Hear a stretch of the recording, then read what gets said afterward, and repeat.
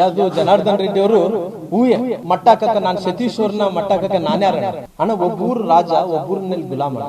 ಅವತ್ತು ನಾನು ಯಡಿಯೂರಪ್ಪ ಇಬ್ರು ಕೂಡ ಬೇರೆ ಪಾರ್ಟಿ ಕಟ್ಟಿದ್ದೋಣ. ಅವತ್ತು ಇದ್ದಂತ ಟೈಮಲ್ಲಿ ಪ್ರೈಮ್ ಮಿನಿಸ್ಟರ್ ಸಾಹೇಬ್ರ ಹತ್ರ ನಾನು ರಿಕ್ವೆಸ್ಟ್ ಮಾಡ್ಕೊಂಡೆ. ಶಿವಕುಮಾರ್ ಅವರು ನಿಮ್ಮನ್ನ ಬಳಸಿಕೊಂಡು ಸತೀಶ್ ಜಾರಕಿಹೊಳಿ ತುಳಿಯುವಂತ ಪ್ರಯತ್ನ ಮಾಡ್ತಿದ್ದಾರೆ, ನೀವು ಕಾಂಗ್ರೆಸ್ ಹೋಗ್ತಾ ಇದ್ದೀರಾ?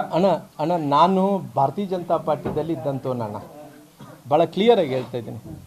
ಇವತ್ತು ಭಾರತೀಯ ಜನತಾ ಪಾರ್ಟಿಯಲ್ಲಿ ನೋವಾದಂಥ ಟೈಮಲ್ಲಿ ನನ್ನ ಅನಿಸಿಕೆಗಳೇನಿದೆ ನಾನು ನಿಮ್ಮ ಮುಂದೆ ಕೂಡ ನನ್ನ ಅನಿಸಿಕೆಗಳನ್ನು ವ್ಯಕ್ತಪಡಿಸಿದ್ದೀನಿ ಅಣ್ಣ.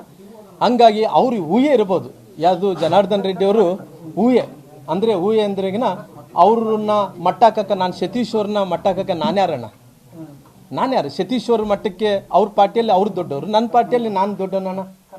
ನಾನು ಅವ್ರ ಮಟ್ಟಕ್ಕೆ ನಾನೇ ಅವ್ರ ಸಮುದಾಯ ಅಂದರೆ ವಾಲ್ಮೀಕಿ ಸಮುದಾಯ ಕಾಂಗ್ರೆಸ್ ಅಲ್ಲಿ ಕೂಡ ಇದಾರಣ್ಣ.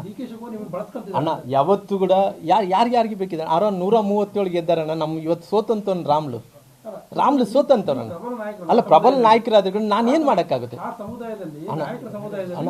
ಅಣ್ಣ. ಪ್ರಬಲ ನಾಯಕರಾದ್ರೆ ಕೂಡ ನೋಡೋಣ, ನನ್ನ ಪಾರ್ಟಿಯಲ್ಲಿ ನಾನು ಶಕ್ತಿವಂತ ಇಲ್ಲ ಅನ್ನಕ್ ಹೋಗಲ್ಲ ಅಣ್ಣ. ಒಬ್ಬೂರು ರಾಜ ಒಬ್ಬೂರಿನಲ್ಲಿ ಗುಲಾಮಣ್ಣ.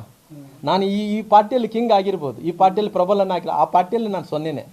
This is practical what I'm saying. ಅಲ್ಲ ಕಮ್ಯುನಿಟಿ ಲೀಡರ್ ಅಂತ ಒಪ್ತೀನಿ ನಾನು, ಇಲ್ಲ ಅನ್ನೋಕ್ಕಲ್ಲ. ಅಂದರೆ ಅವರು ಸತೀಶ್ ಅವ್ರನ್ನ ನಾನು ತೊಂದರೆ ಮಾಡೋಕ್ಕೋ ಸಲುವಾಗಿ ಡಿ ಕೆ ಶಿವಕುಮಾರ್ ನನ್ನ ಬಳಸ್ಕೊಂತಾರೆ ಅಂದರೆ I am not A small man. ನಾನು ಒಬ್ಬರ ಅಲ್ಲ, ನಾನೇನು ಸ್ಮಾಲ್ ಮನುಷ್ಯನಲ್ಲ. ನನಗೆ ಗೊತ್ತಿದೆ ಅಣ್ಣ ಯಾರು ರಾಜ ಸ್ವೀಕಾರ ಮಾಡ್ತಾರ, ಯಾರು ಇನ್ನೊಂದು ತರ ಸ್ವೀಕಾರ ಮಾಡ್ತಾರೆ ನನಗೆ ಗೊತ್ತಿದೆ ಅಣ್ಣ. ಅಂತ ರೀತಿಯಲ್ಲಿ ಇಲ್ಲ, ಅವ್ರದೇ ಆದಂತ ವಿಷಯ.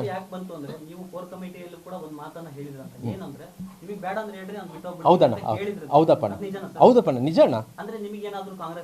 ಅಣ್ಣ ನೋಡೋಣ, ಜೀವನದಲ್ಲಿ ನೆನ್ಪಿಟ್ಕೋಪಣ್ಣ, ಸ್ವಾಭಿಮಾನ ಅನ್ನಂತ ದೊಡ್ಡದು.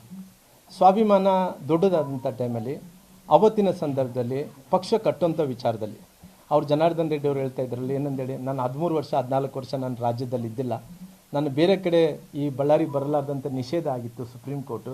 ಆ ಸುಪ್ರೀಂ ಕೋರ್ಟ್ ನಿಷೇಧ ಆಗಿರೋ ಕಾರಣ ನಾನು ಎಲ್ಲಿ ಕೂಡ ಬರಲಾರ್ದಂಥ ಟೈಮಲ್ಲಿ ಇವರೆಲ್ಲ ಕೂಡ ಈ ಜಿಲ್ಲೆನ ಹಾಳು ಮಾಡ್ಕೊಂಡಾರ, ಈ ಜಿಲ್ಲೆಯಲ್ಲಿ ಕ್ರೆಡಿಬಿಲಿಟಿ ಇಲ್ಲಾರ್ದಂತ ಮಾಡ್ಕೊಂಡಿದ್ದಾರೆ ಅಂತ ಹೇಳ್ತಾ ಇದ್ದಾರಲ್ಲಪ್ಪಣ್ಣ.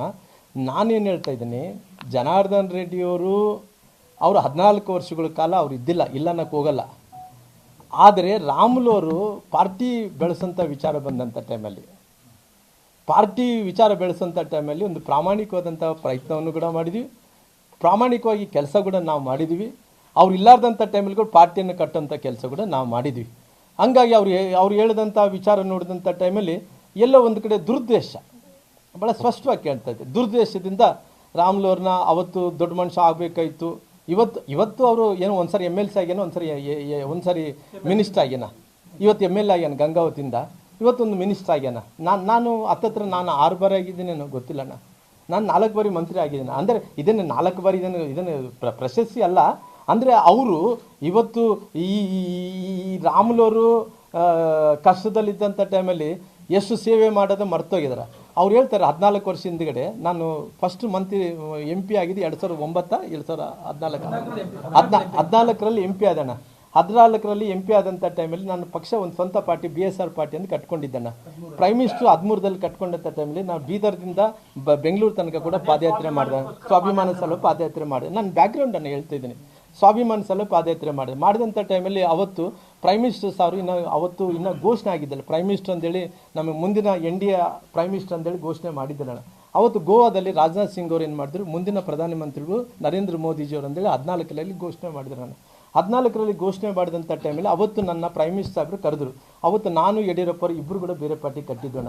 ಯಡಿಯೂರಪ್ಪ ನರೇಂದ್ರ ಮೋದಿಜಿಯವ್ರು ಕರೆದ್ರು, ನೋಡ್ರಿ ರಾಮುಲು ಅವರೇ, ನೀವು ಒಳ್ಳೆ ಬ್ಯಾಕ್ವರ್ಡ್ ಲೀಡ್ರ್ ಇದ್ರಿ, ದಯವಿಟ್ಟು ನೀವು ಪಾರ್ಟಿಯನ್ನು ಏನು ಕಟ್ಟಿದ್ರೆ ಅದು ನನ್ನ ಸಲುವಾಗಿ ನೀವು ಸ್ಯಾಕ್ರಿಫೈಸ್ ಮಾಡಿರಿ ಅಂತ ಹೇಳಿ ಅವತ್ತಿನ ದಿನಗಳಲ್ಲಿ ಯಡಿಯೂರಪ್ಪರು ಕೂಡ ಕರೆದು, ನೀವು ನನಗೋಸ್ಕರ ಸ್ಯಾಕ್ರಿಫೈಸ್ ಮಾಡಿ, ಯಡಿಯೂರಪ್ಪರು ಪಾರ್ಟಿ ಮುಚ್ಚಾಕಿದ್ರು, ನನ್ನ ಪಾರ್ಟಿ ಮುಚ್ಚಾಕಿ BJP ಮರ್ಜೋಡಿ.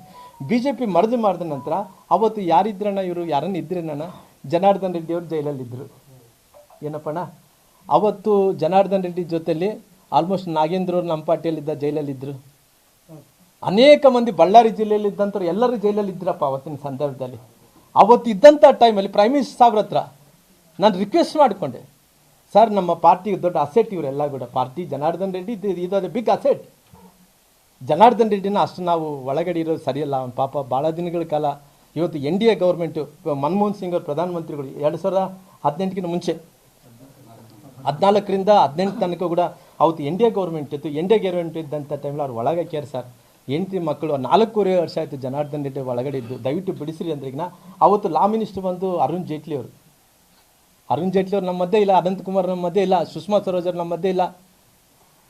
ಅವತ್ತು ಪ್ರೈಮ್ ಮಿನಿಸ್ಟರ್ ಸರ್ ಹತ್ರ ಹೋಗಿ ನಾವು ರಿಕ್ವೆಸ್ಟ್ ಮಾಡ್ಕೊಂಡು ಎಲ್ಲ ಕಡೆ ಹೋಗಿ ಕೈಕಾಲು ಬೇಡ್ಕೊಂಡು ಅವ್ರಿಗೆ ಒಳ್ಳೇದಾಗುತ್ತೆ ಅಂತೇಳಿ ನಾವು ಬಯಸಿದಂಥವ್ರಿಗೆ ಯಾವತ್ತು ಕೂಡ ನನ್ನ ಕನಸು ಮನಸ್ಸಲ್ಲಿ ಕೂಡ ಜನಾರ್ದನ್ ರೆಡ್ಡಿ ಅವರಿಗೆ ಕೆಟ್ಟು ಮಾಡಿ ನನಗೆ ಒಳ್ಳೇದಾಗಬೇಕಂದೇಳಿ ಯಾವತ್ತು ಕೂಡ ಅಂದ್ಕೊಂಡಂತನಲ್ಲ.